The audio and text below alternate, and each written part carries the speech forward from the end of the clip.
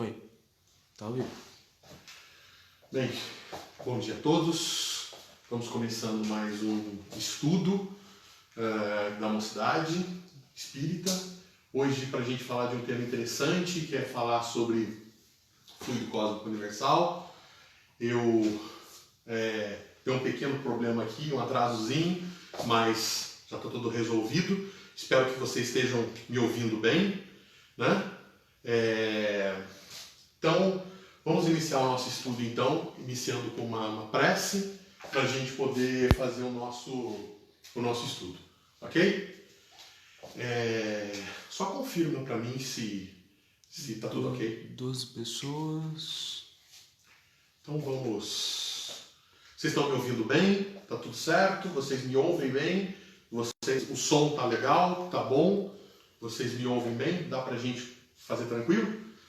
Pede para eles falarem. Se vocês estiverem me ouvindo bem, se estiver me vendo bem, a gente pode começar. Pode ser?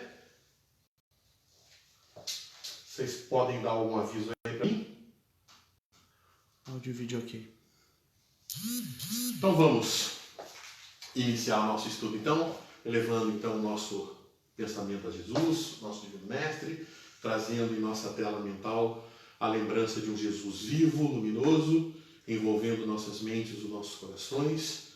E assim, Senhor Jesus, nós pedimos o amparo da espiritualidade amiga, a fim de que possamos, nesse nosso estudo, aprender um pouco mais e que ele se transcorra num clima de muita paz e de muito entendimento, que assim seja, graças a Deus.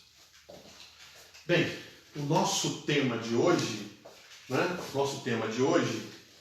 é fluido cósmico universal. E é assim mesmo que fala, fluido. Às vezes a gente percebe que as pessoas complicam um pouquinho e falam fluido, né? Não é fluido, não, é fluido, sem acento. Fluido cósmico universal. E o que vem a ser o fluido cósmico universal? Eu vou abrir aqui no Livro dos Espíritos. O Livro dos Espíritos, Kardec, na questão 27 do Livro dos Espíritos, Kardec pergunta aos espíritos assim: haveria dois elementos gerais do universo, a matéria e o espírito? Né? Então perceba a pergunta: haveria assim dois elementos gerais no universo, matéria e espírito? O que Kardec está perguntando com essa questão? Ele está perguntando o seguinte: se ele pode dizer que no universo, né, o início, se nós podemos explicar que como base do universo, a base de toda a estrutura do universo, a gente pode considerar dois elementos, o espírito e a matéria. A partir daí, a gente explica toda a estrutura, né, que existe, que nós conhecemos, né? Tudo que nós existimos, tudo que existe no universo. Matéria e espírito, né? É isso que a gente pode estabelecer como base de tudo que existe. E os espíritos respondem a Kardec: sim, e acima de tudo, Deus, o Criador, o Pai de todas as coisas. Essas três coisas são o princípio de tudo que existe, a Trindade universal. Mas, ao elemento material, precisa juntar o fluido cósmico universal, que desempenha papel intermediário entre o espírito e a matéria propriamente dita, muito grosseira para que o espírito possa ter uma ação sobre ela. Ainda que, por certo ponto de vista, pode incluí-lo no elemento material. Ele se distingue por propriedades especiais. Se fosse matéria, não haveria razão para que o espírito também não fosse. Ele está colocado entre o espírito e a matéria. É fluido, como a matéria é matéria, suscetível pelas inúmeras combinações com esta, sob a ação do espírito, de produzir uma infinidade de variedades de coisas, das quais não conheceis senão uma pequena parte. Esse fluido universal, o primitivo, ou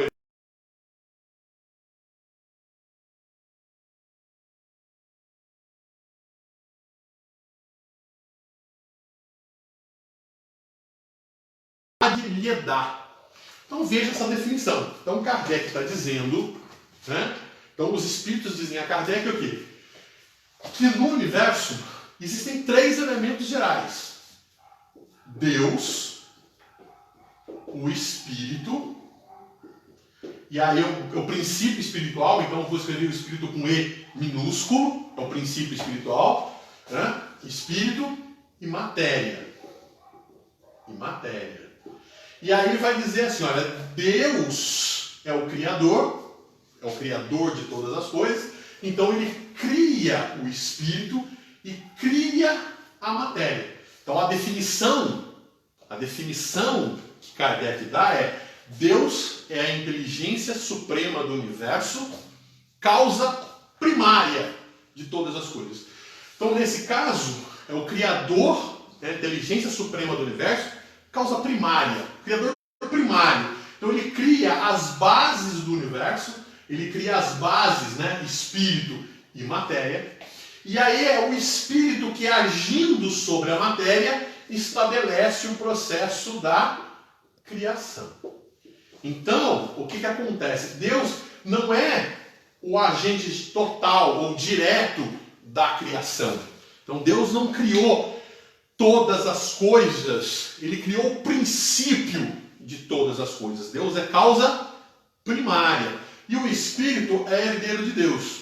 E como ele é herdeiro de Deus, ele herda a capacidade criativa divina. Então ele herda essa capacidade criativa, e essa capacidade criativa torna o Espírito um co-criador. Então, é o Espírito, então, que, agindo sobre a matéria, estabelece o restante da criação. E à medida que esse Espírito, né, com E minúsculo, ele evolui a Espírito com E maiúsculo, né, à medida que ele vai evoluindo, ele vai agindo sobre a matéria, e como ele vai evoluindo, evolui também a capacidade dele agir sobre a matéria. Então o Espírito atrasado no seu estágio inicial de evolução, ele produz uma matéria simplificada, não tão desenvolvida, mas à medida que esse Espírito evolui, desenvolve atributos, ele também desenvolve atributos na matéria e faz com que essa matéria seja aperfeiçoada, né? Então, e aí você então tem uma criação cada vez mais aperfeiçoada. É por isso que existe a lei do progresso, existe a lei da evolução. A evolução das coisas se estabelece exatamente porque, se o espírito evolui, à medida que o espírito evolui desenvolvendo os seus potenciais, ele que age sobre a matéria, ele dá propriedades elevadas à matéria, ele dá melhores atributos à matéria, ele dá melhor propriedade à matéria, ele dá melhor características à matéria, e à medida que ele dá melhor característica à matéria, ele aperfeiçoa o processo de criação. Então o espírito evolui, consequentemente a matéria evolui, todos evoluem, com exceção de Deus, que é a evolução em si. Então todos estão sujeitos à mudança, mas Deus, ele não é mudança, né? Então Deus é imutável. E por quê? Porque ele já é a própria evolução, ele já é a própria perfeição espiritual.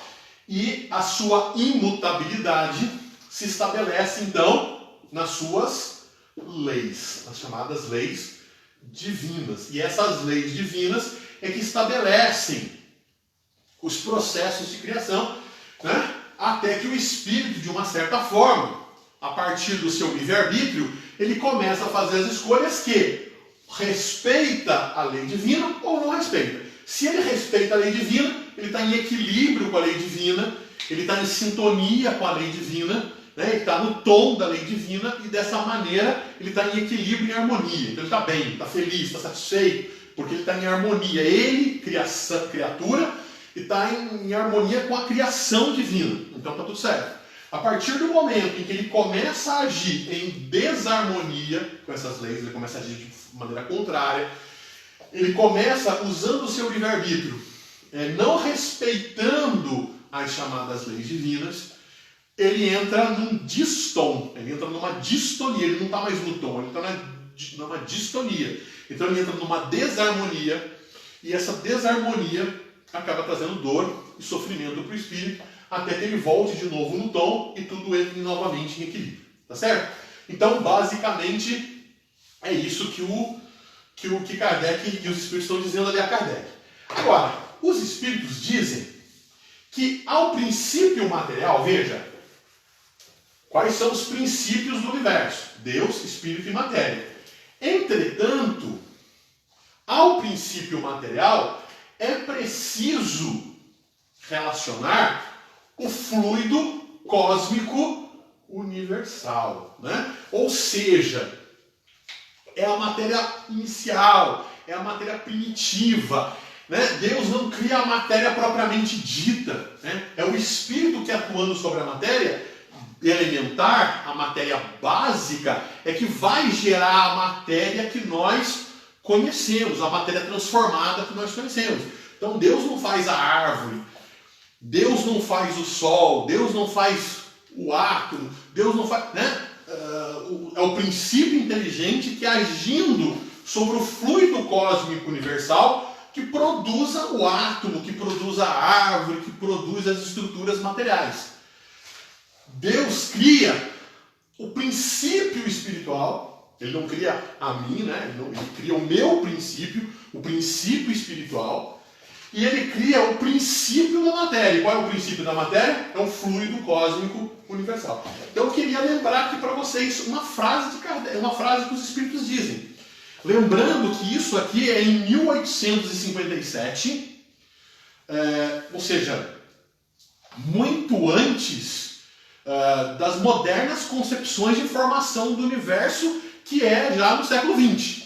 Então nós estamos aqui no final do século XIX, né? No final do século XIX, 1857, aqui no Livro dos Espíritos, e só lá para 1952 as concepções modernas, né?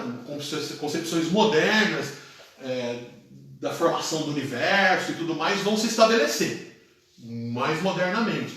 Perceba que até mais ou menos 1950, o universo para os físicos era a Via Láctea, né? A Via Láctea era o universo. Não se tinha uma noção, os físicos não tinham uma noção que o universo era maior que a Via Láctea. É depois, com a lei de Hubble, que vai se ter uma noção de que o universo é muito maior que a Via Láctea. Mas até então, até 1950 mais ou menos, a gente vai ter uma visão muito limitada dessas questões. Então, olha para vocês verem aqui o que Kardec, o que os espíritos respondem a Kardec. Dizendo aqui, esse fluido universal, ou primitivo, ou elementar, sendo agente que o espírito utiliza, é o princípio sem o qual a matéria estaria em perpétuo estado de divisão e jamais adquiriria as propriedades que a gravidade lhe dá. Então veja, ele está dizendo que você tem o espírito. Na verdade, Deus cria o princípio material, então Deus cria o fluido cósmico universal, e o Espírito, agindo sobre o fluido cósmico universal, cria exatamente a matéria, né? Então, e o princípio da matéria é o fluido cósmico universal. E ele está dizendo aqui, é o fluido cósmico universal que dá à matéria as propriedades da gravidade. E qual é a propriedade?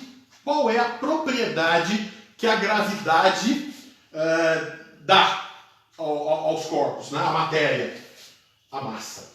Né? A massa.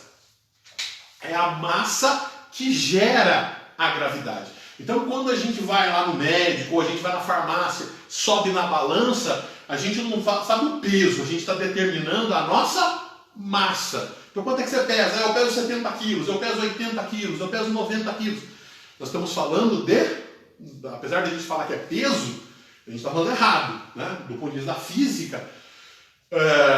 Quando você sobe na balança e fala que está pesando 90 quilos, na verdade não é peso, você está definindo a sua massa. A gravidade é uma força que nasce da propriedade da massa, né? Da massa, que é uma interação. A sua massa, né? Você tem aqui uma certa massa, e essa massa interage com a massa da Terra, do planeta Terra, e aí aparece a força da gravidade. E essa força da gravidade que atua sobre cada um de nós, peso. E ela surge por causa de quê? Por causa da nossa massa, tá certo? Então perceba que o que Kardec está dizendo, o que os espíritos estão dizendo ali a Kardec, em 1857, vou até anotar aqui, ó, 1857, ano da publicação de O Livro dos Espíritos, ele está dizendo que o fluido cósmico universal é, na verdade, o elemento primitivo que dará origem à matéria. Por quê? Porque para dar origem à matéria, é preciso que o fluido cósmico universal dê à matéria massa. Ou seja, porque a massa é a propriedade que vai dar a gravidade. É isso? Muito bem. São as propriedades que a gravidade vai conceder. Tá certo? É bastante interessante isso. Até, como eu estava dizendo para vocês, até 1950, os físicos não sabiam muito sobre a noção da formação do universo. É claro que já se tinha muitas especulações, já se tinha muito estudo, mas não se tinha muita noção clara. Até que Hubble, ele vai fazer, um cientista, ele vai fazer umas medições, ele vai fazer um trabalho de medição. E ele vai fazer o quê? Ele vai jogar um determinado pulso de luz numa determinada estrela, né? E vai ver quanto tempo demora para essa estrela, para essa luz retornar, para essa luz voltar, né, de lá. E aí ele faz uma análise disso e ele começa a perceber que essas estrelas fora da galáxia estão se distanciando da gente. Então ele ele começou a perceber que o universo estava em expansão. Isso era uma coisa muito interessante, porque até essa data, até esse momento, os físicos acreditavam que o universo estava pronto do jeito que era. Ele sempre foi do jeito que sempre foi. O universo sempre foi do jeito que foi. Isso era uma concepção que os físicos tinham até 1950. O universo é do jeito que é e sempre foi. O universo não muda, ele está muito bem estabelecido. É a partir daí, quando se percebe que as estrelas estão se afastando uma da outra, é que se percebe que o universo está em expansão. E se ele está em expansão, significa que num determinado momento ele estava mais próximo um do outro. Até pela ideia da gravidade, né? Os corpos estão um próximos do outro. E que conforme o tempo foi passando, ele foi se distanciando. E isso tem levado os físicos a propor a ideia de que a origem do universo tem origem na teoria do Big Bang, né? A teoria da grande explosão. Então houve um determinado momento onde toda a massa do universo estava concentrada num único ponto e houve uma grande explosão, né? Que foi o início do universo. Então quando existe essa explosão, estoura-se, né? Esses elementos materiais que estavam todos unidos num determinado ponto, eles começam a se espalhar. E a partir do momento em que ele começa a se espalhar, esse espaço dentro desse ponto é o universo. O universo, então, começa a se formar. Então, esse é o Big Bang. Olha que coisa interessante. Eu estou dizendo para vocês que isso, então, é 1950. Já é metade do século XX. Kardec está falando isso em 1857. Eu queria ler para vocês, né, aqui, a questão 39 do Livro dos Espíritos, que diz assim: poderemos conhecer o modo da formação dos mundos? Porque assim, uma questão anterior, a 38, Kardec pergunta: como Deus criou o universo? E aí os Espíritos respondem: por sua vontade. Então, Deus, por sua vontade, pela vontade dele, Deus, criou o universo. Nada traduz melhor essa vontade toda poderosa que está nas belas palavras do Gênesis. Deus disse que a luz se faça, e a luz se fez. E aí na questão 39, a seguinte, Kardec pergunta: poderemos conhecer o modo da formação dos mundos? E os Espíritos respondem a Kardec em 1857. Diz assim: enquanto todos os físicos acreditavam que o universo estava posto do jeito que sempre foi, o que está sendo dito aqui, olha, o que os Espíritos respondem, tudo que se pode dizer e podeis compreender é que os mundos se formam pela condensação da matéria disseminada no espaço. Né? Então perceba, né, que na concepção de 1950, o universo era isso que é hoje. Então, ele sempre foi assim. Era a teoria estacionária do universo. O universo sempre foi como a gente sabe que ele é. Ele não muda, ele está estacionário. Ele está nessa condição. É a partir da experiência de Hubble, que percebeu que uma estrela está se afastando da outra e deu a ideia de expansão, que criou-se a teoria do Big Bang. De que toda a matéria estava num ponto e que houve uma explosão que disseminou, espalhou matéria pelo espaço. Ou seja, isso em 1950. O Kardec, em 1857, os Espíritos já estão dizendo isso para ele. Tudo que se pode dizer e podeis compreender é que os mundos se formam pela condensação da matéria disseminada no espaço. Então perceba, né, que existe então a teoria do Big Bang. Bom, nessa teoria do Big Bang, imaginou-se então que no início os corpos tinham que produzir matéria, né? Produzir a matéria, produzir os átomos, produzir as partículas. A questão fundamental é que às vezes você tem partículas com muita massa e partículas com massas muito grandes e outras com massas muito pequenas. Você pega, por exemplo, um próton do átomo, né? Então o átomo, né? O átomo como nós conhecemos, né? Bem simplificado, nós temos um núcleo de prótons e nêutrons, né? Partículas. Então nós temos um núcleo com partículas positivas e com partículas sem carga, partículas neutras, e nós temos elétrons com cargas negativas girando.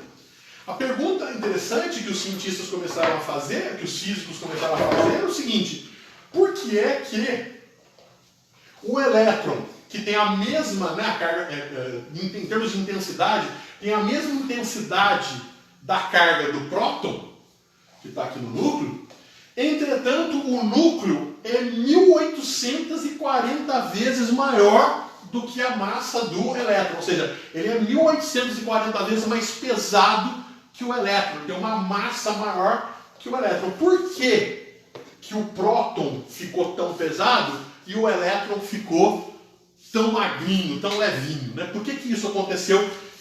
Se todas as partículas tiveram uma origem, a mesma origem, né? Que foi essa explosão do Big Bang. Então isso era uma coisa mal explicada, que não se tinha uma boa noção na teoria do Big Bang, e era uma coisa que, como o Big Bang era uma teoria, era uma ideia, essa teoria do Big Bang, essa ideia do Big Bang, ela começou a surgir porque o Lemaitre, né, um físico, engraçado que é um físico padre, né, um físico que era padre, e ele entendeu a experiência do Hubble, né, que as estrelas estavam se afastando uma da outra, e ele entendeu, olha, então o universo não foi como sempre foi. O universo teve uma origem. Num determinado momento, ele estava num ponto, houve uma explosão e houve um espalhamento de matéria no espaço, no universo, né, por tudo quanto é lado. E esse espalhamento, o espaço, né, que foi surgindo pelo espalhamento, é a concepção de universo. E o universo, então, desde então, está em expansão, ele está se distanciando um da outra, né, por causa da explosão. Muito bem. Mas acontece que era uma teoria do Lemaitre. Até então, era uma teoria e você precisa, então, de confirmações para que isso seja interessante, né, para que isso seja confirmado. E aí, ou seja, para que isso deixe de ser uma teoria, melhor, não era nem uma teoria, era uma hipótese. Era uma hipótese explicativa da origem do universo, era o Big Bang. E ficam duas hipóteses. A hipótese estacionária, de que o universo é o que sempre foi, e a hipótese do Big Bang, de que o universo tinha surgido com uma grande explosão. Precisavam de dados experimentais para se comprovar uma teoria ou outra, uma hipótese ou outra.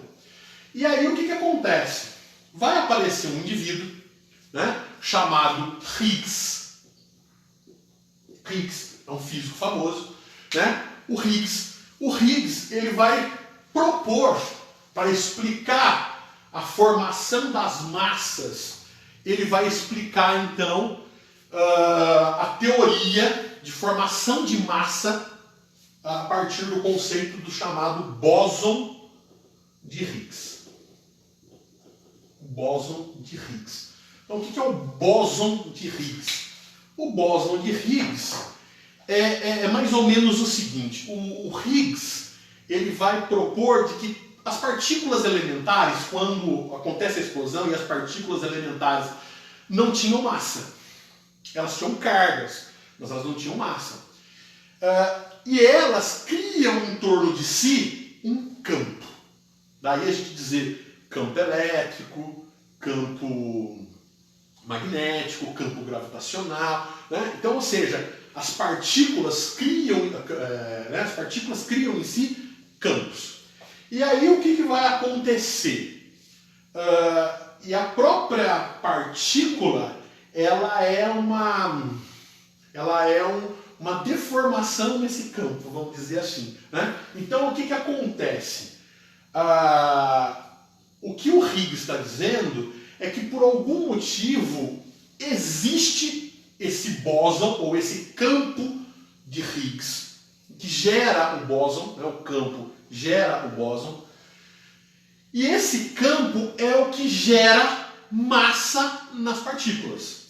E dependendo da interação que essas partículas têm com esse campo, vai ter mais massa ou menos massa. Então, vamos tentar entender o que é esse campo. Imagina que em todo o universo, é como se fosse um oceano cheio d'água. Imagina que a água é o campo de Higgs. É essa substância que existe, é um fluido, é um éter, né? É um éter, é uma substância, é um fluido. Veja que essa palavra fluido, a física durante muito tempo brigou com essa palavra fluido, negou tal, e no final voltou a provar. O universo é cheio de um fluido, ele está repleto de um fluido. Não existe, portanto, né, um vazio, né? Ele é repleto desse campo. Né? Esse campo, né, que é o campo de Higgs, é ele que vai dar propriedades de massa para a matéria, para as partículas. Então as partículas que não têm massa estão andando, estão viajando por esse grande oceano. E aí é o seguinte: determinadas características dessas partículas interagem mais com o campo, com esse oceano, outras interagem menos. Então, por exemplo, já que a gente está dando exemplo de um oceano, uma água, vamos supor um peixe. Um peixe ele tem toda uma estrutura que ele interage muito rapidamente com a água. Então a água não oferece muita resistência para o peixe. Então ele nada com uma facilidade muito grande. Agora, se eu for andar na água pela minha característica física, ou qualquer um de nós pela nossa característica física, a gente vai andar nesse oceano e a gente esse oceano, a água do oceano vai exercer uma influência, uma resistência para o meu movimento. Então, deixando eu mais lento, enquanto que o peixe é mais rápido. Então, o que o Higgs pensou? O Higgs pensou exatamente isso. Esse campo, em algumas circunstâncias, ele deixa as partículas andarem mais rápido, as partículas passam muito rápido sobre ele, e algumas partículas são mais lentas. As partículas que são mais lentas ficam mais maçudas, ganham mais massa. As partículas que são mais lentas ficam com menos massa. E aí, então, esse campo de Higgs, ou o bóson de Higgs, vai definir a massa dos corpos, que é a massa que vai dar origem à gravidade. Então perceba que quando você lê Kardec, e aí isso tudo já é, como eu estava falando para vocês, uma hipótese.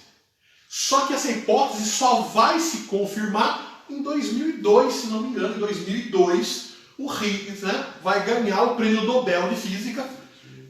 2012, né? Não é 2002, é mais cedo ainda, mais recente, 2012. Então, em 2012, o Higgs vai ganhar o prêmio Nobel de Física, porque comprova-se o bóson de Higgs, né?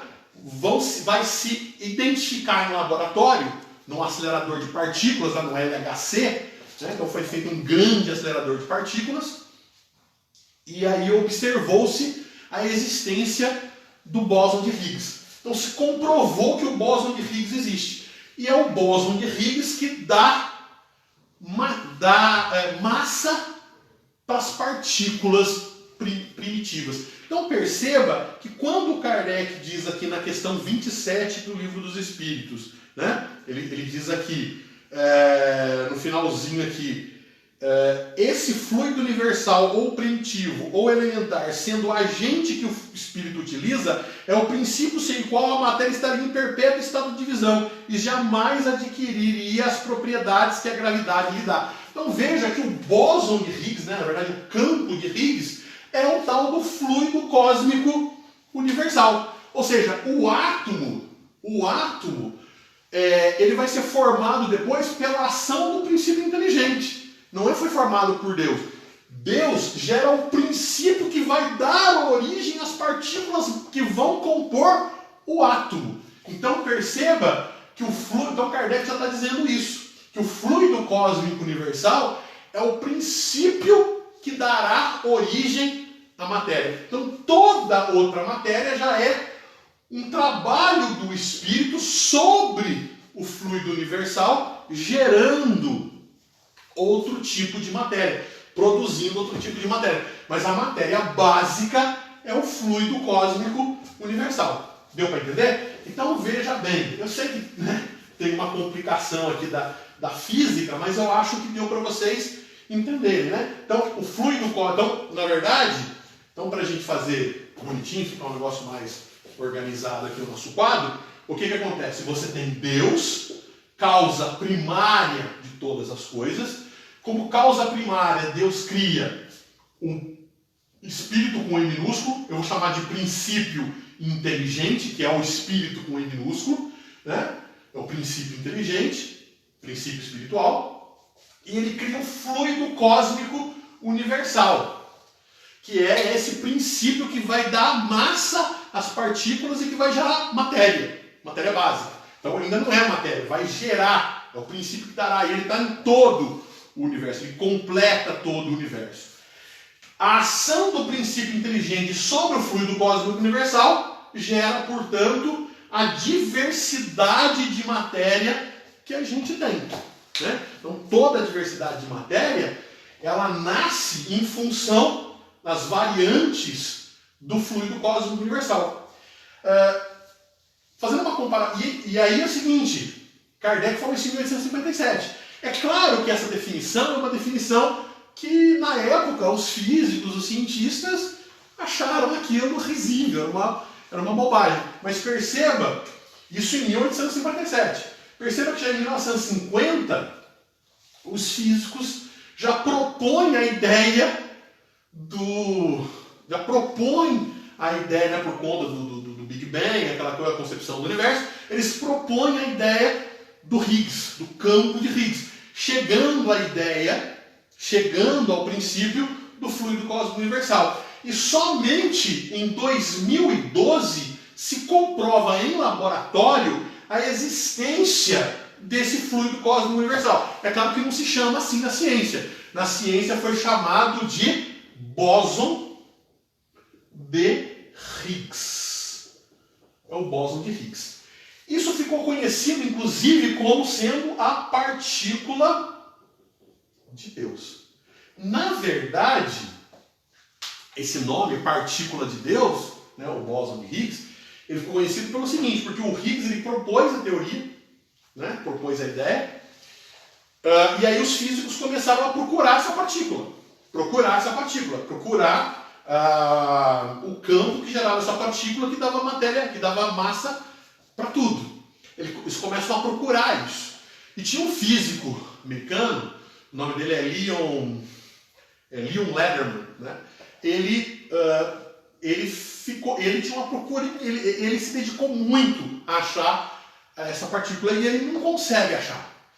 A ponto dele escrever um livro, The Golden Particle, ou seja, a partícula desgraçada. Ele escreve um livro falando de todas as experiências, de todas as dificuldades que ele tinha para poder achar a partícula, de todas as tentativas que ele fez e de todas as frustrações, e que mesmo tendo as frustrações não significava que a partícula não existia, significava que tinha problemas de ordem experimental para detectar essa partícula. Isso só vai acontecer mais tarde, só vai acontecer em 2012, porque esse livro do Lederman, essas experiências do Lederman, ensinaram os físicos a dizer, não tenta aqui ou não faz exatamente assim, porque assim não dá certo. Tem que tentar alguma coisa diferente, eu tenho que aperfeiçoar essas coisas que eu fiz. E aí eles acabaram achando. Então, uma das funções dos físicos, dos cientistas, é fazer o quê? É publicar as coisas que faz, mesmo quando não dá certo. Então ele publica um livro, né, que se chama The Golden Particle, né, a partícula desgraçada, contando por que a partícula era desgraçada, porque era desgraçada de ser detectada, era impossível de ser detectada, impossível não, mas muito difícil de ser detectada. E aí o editor do livro falou, esse nome aí não vai vender esse livro, né? Tira o den do final, deixa God, The God Particle, que você vai vender muito livro, então a partícula de Deus. E aí ficou então, né, que o bóson de Higgs ficou conhecido então como a partícula de Deus.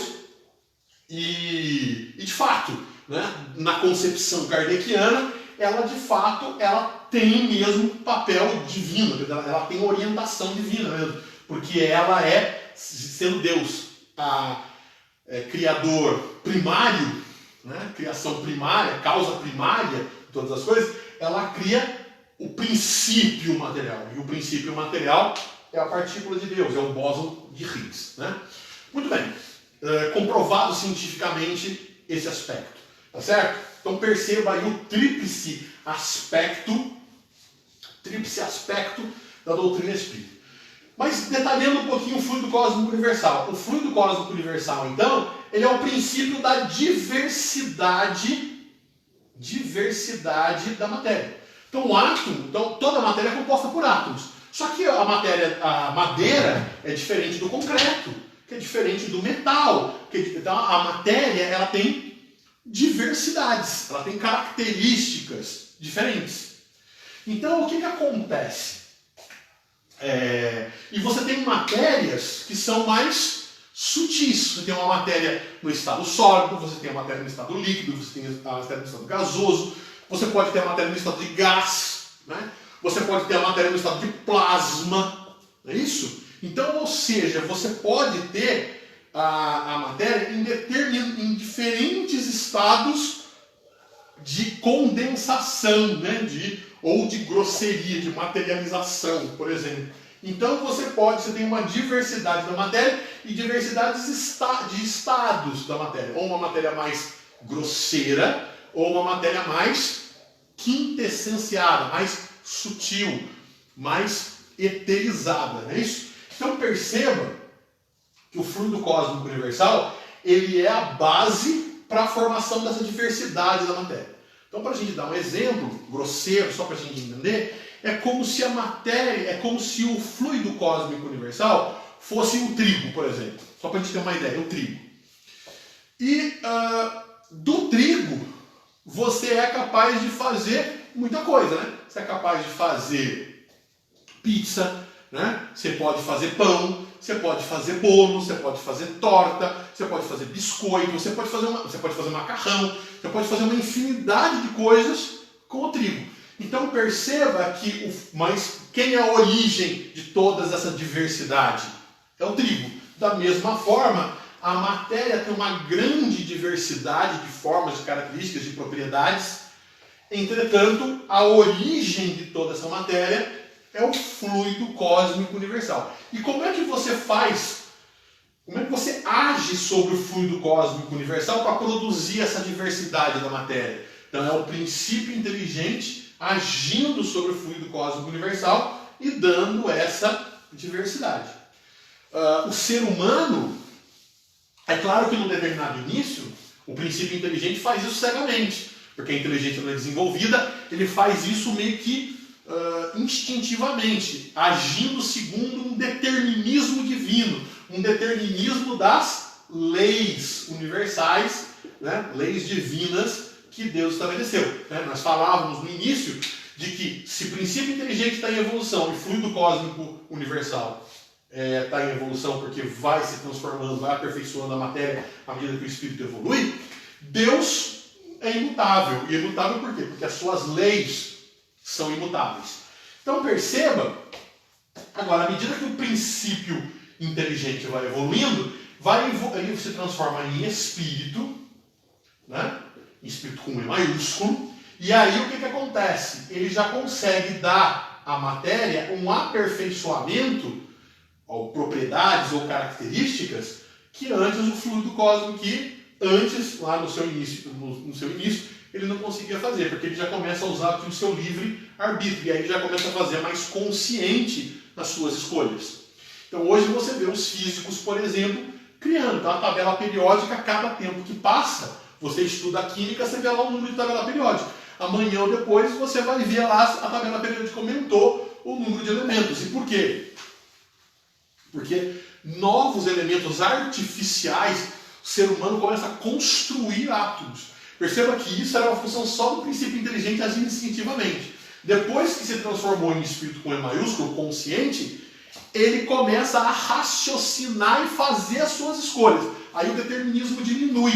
E aí ele faz as suas escolhas. E aí ele começa a criar outros elementos, mas agora não deterministicamente, não inconscientemente. Mas ele começa a fazer conscientemente. Então começa a se criar novos materiais, começa a se pegar materiais que já existem e começam a dopar, né? Misturar um material com o outro e criar materiais completamente novos, né? É chamado de física da matéria condensada, né? Os físicos começam a estudar propriedades e misturar propriedades de material para produzir matérias completamente diferentes. Então, ou seja, com uma diversidade diferente. E os espíritos superiores também, né? No mundo espiritual, só que a gente aqui no encarnado, a gente está mexendo com a matéria mais grosseira. Mas no mundo espiritual, quando a gente desencarna, também tem fluido cósmico universal. Só que esse, né, nós falamos, é um oceano, tá? Permeando todo o universo. Só que ele existe tanto no mundo físico quanto no mundo espiritual. No mundo físico, ele está no estado grosseiro, bem condensado. No mundo espiritual, ele está mais eterizado. E aí, quando a gente desencarna, então encarnado, a gente está interagindo com os fluidos, com a matéria mais grosseira. Quando a gente desencarna, a gente vai interagir com a matéria também, fluido universal, só que numa matéria mais quintessenciada. E aí a gente vai, então, aprender determinadas características. Aqui, né, perceba, para agir sobre qualquer coisa, antes de fazer qualquer tipo de ação, a gente precisa usar o pensamento. É o pensamento, então, quando eu quero construir uma casa, eu quero fazer essa caneta, eu tenho que fazer um projeto. E para fazer um projeto eu tenho que pensar. Então primeiro eu penso, raciocínio, e depois eu manipulo a matéria grosseira usando outra matéria grosseira, que são as minhas mãos. Quando eu desencarno, eu já manipulo os fluidos diretamente com a ação do pensamento. Basta pensar e os fluidos já estabelecem a sua forma. Então, o nosso corpo físico, esse corpo que existe aqui, ele está estruturado em função das matérias mais grosseiras, que formou o meu corpo físico.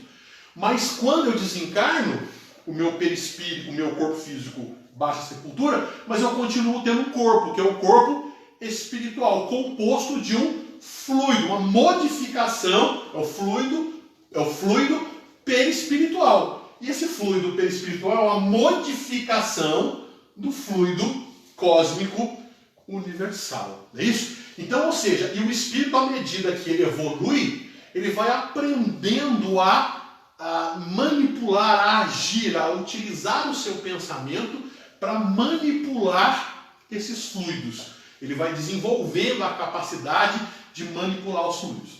Perceba que a capacidade de manipular os fluidos depende do conhecimento, da inteligência. O espírito evolui em duas grandes dimensões.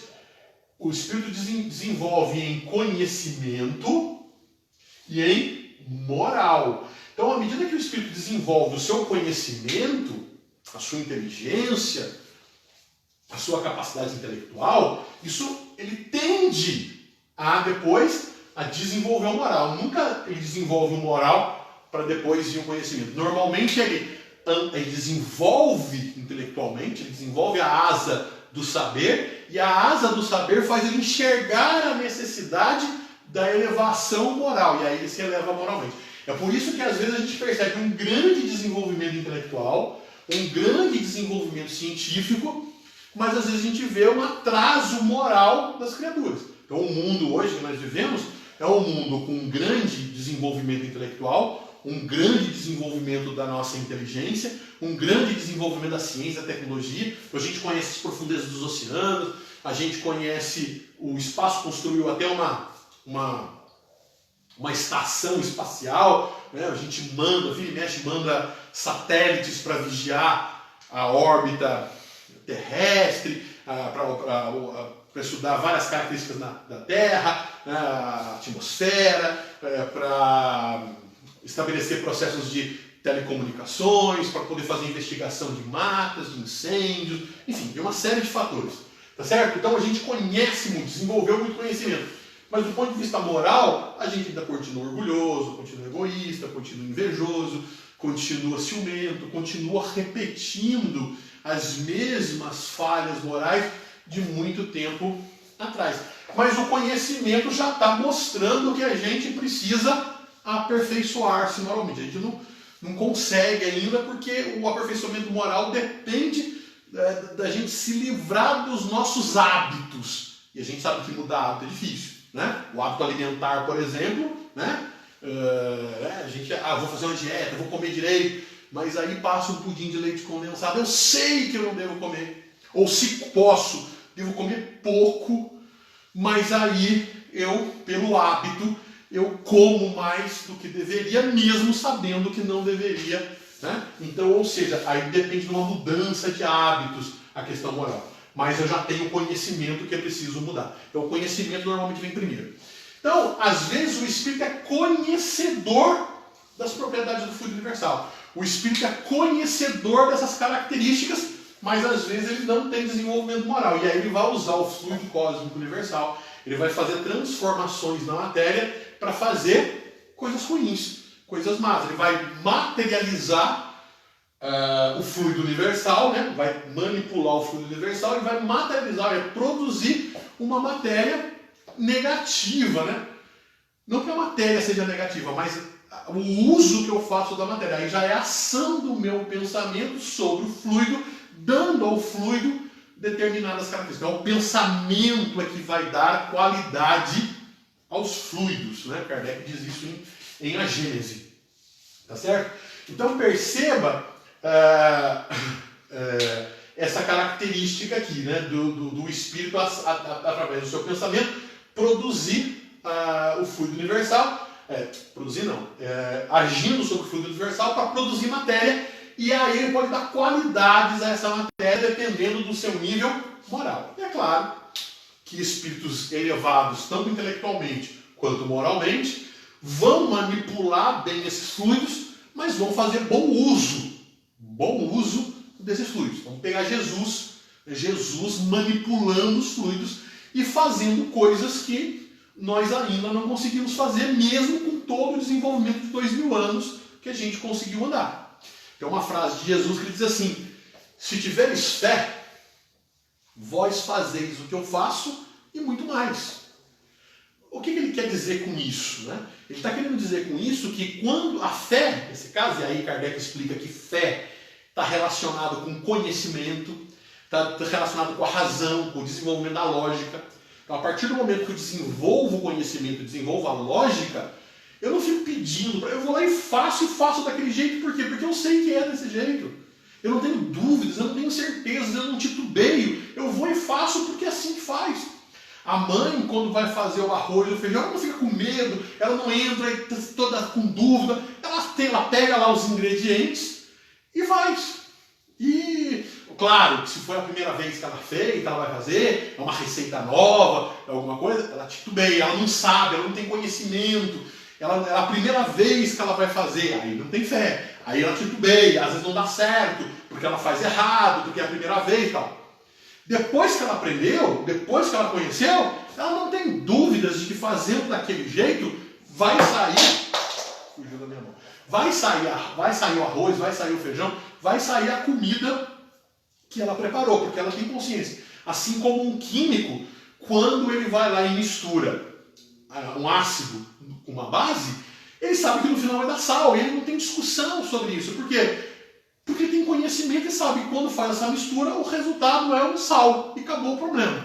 Então, ou seja, a partir do momento que você tem conhecimento, vem a convicção, vem a certeza, vem a fé inabalável. Então, para Kardec, fé inabalável está relacionado com conhecimento, relacionado com razão. Não é um acreditar, não é um crer, não é uma crença. Para Kardec, né, para o Espiritismo, fé é conhecimento. Então, quando Jesus diz que se tiveres fé, farão o que eu faço e muito mais, o que Kardec está nos explicando? Que Jesus está dizendo que quando nós tivermos o desenvolvimento do conhecimento intelectual de Jesus e o conhecimento moral de Jesus, a gente vai conseguir fazer o que Jesus fez, né? E vai fazer muito mais. Tá certo? Então, por exemplo, tem a passagem em que Jesus, ele está andando e tinha uma senhora que há 12 anos, é uma passagem evangélica que diz isso, né? E uma senhora que há 12 anos, ela sangrava, ela tinha uma hemorragia, ela sangrava. E os médicos não sabiam dar conta, não resolviam o problema dela. Ela vivia tendo problemas de hemorragia, tá certo? E aí ela, sofrendo muito, ela ouve falar que Jesus vai passar por ali, ela fica ali perto, e ela, né, como ela era doente, como ela era frágil, ela não consegue se aproximar de Jesus, então ela só consegue tocar nas vestes de Jesus. E aí, em um determinado momento, Jesus fala assim, quem me tocou? E aí os apóstolos dizem assim, pô, mestre, como assim quem te tocou? Tá cheio de gente aqui, muita gente aqui do seu lado, muita gente tocou, não dá para saber 1, 2, né? Muita gente tocou. Ele falou, não, alguém me tocou diferente, porque de mim saíram virtudes. Então, ou seja, que virtudes?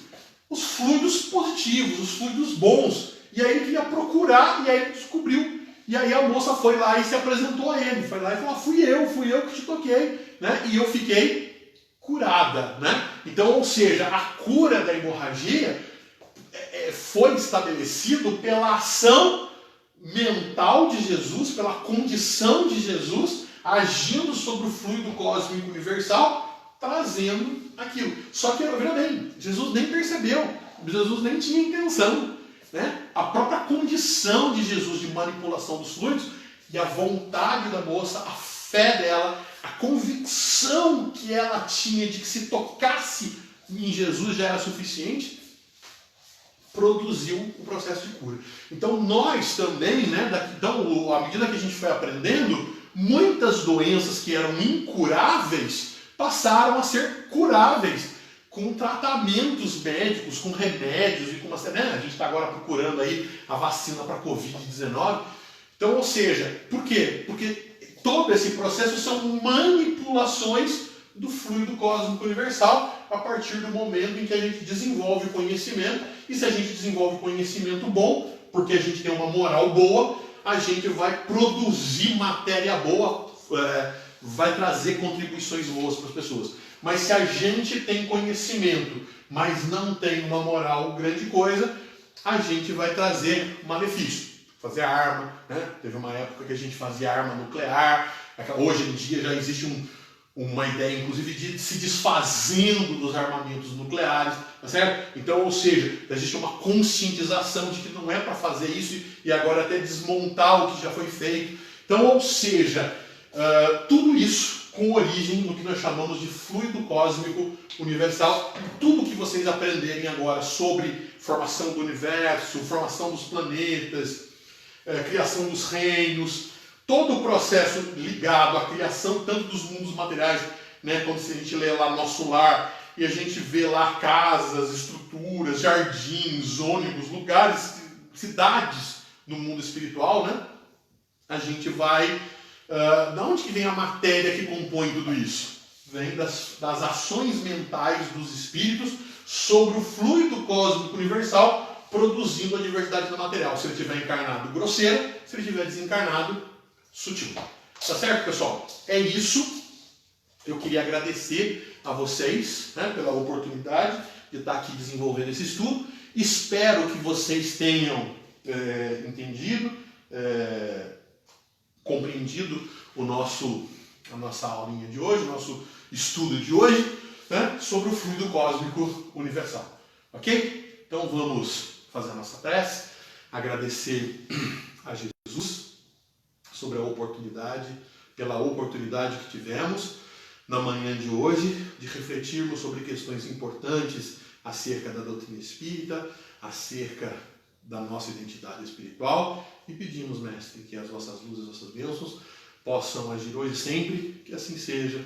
Graças a Deus. Bom domingo a todos. Muito obrigado.